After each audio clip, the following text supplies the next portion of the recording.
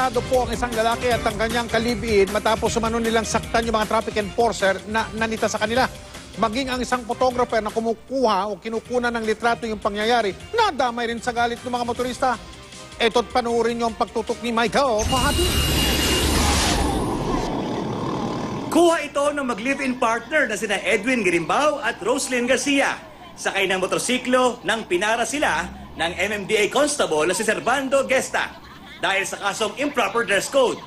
Nakatsinelas kasi ang nagmamanehong si Girimbao. Pagpara, sabi ng driver, bakit mo ako pinara, sir?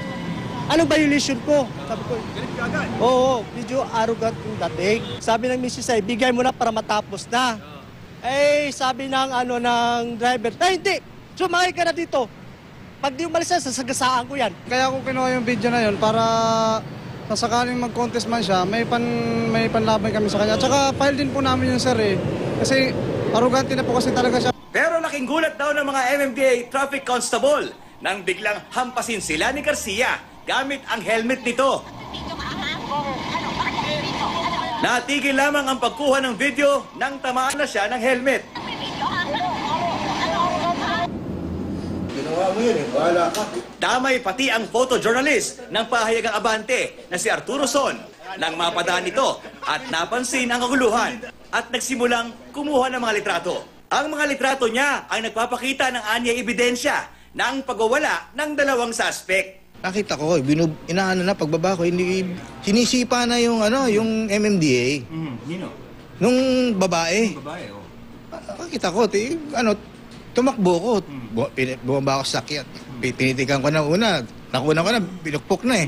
Ang mga kuhang ito, ilang segundo bago siya inabot ng bagsik ni Garcia. Sabi ng babae, isa ka pa! Pak, pak, pak! Tinamaan ka rin. Oo, 3 beses. Baksak ako eh. Tumangging humarap sa kamera ang dalawang suspect. Pero ikinagalit daw nila kung bakit sila ang napagdiskitang sitahin. Bagamat marami raw silang kasabay na nakamotorsiklo din. At ikinainis pa daw nila bakit sila kinukunan ng video ng MMDA at litrato ng photographer. Nakatakda magpiyansa ang dalawa sa reklamong direct assault at physical injuries. Pero higit daw sa pisikal na sakit ang ginawa ng mga suspect. Ano mas masakit? Yung pinalo ka bilang tao o bilang enforcer? Bilang enforcer, sir. Dahil? Dahil sa uniforme, sir. Sa akin, sir, sa aking part, okay lang, pero sa uniforme ko, Mahirap. mahirap po kasi. Kailangan yung uniforme. Opo. Sabi naman ng dalawang suspect, handa naman daw silang mag-public apology sa kanilang nagawa. Michael Pat, nakatutok, 24 oras.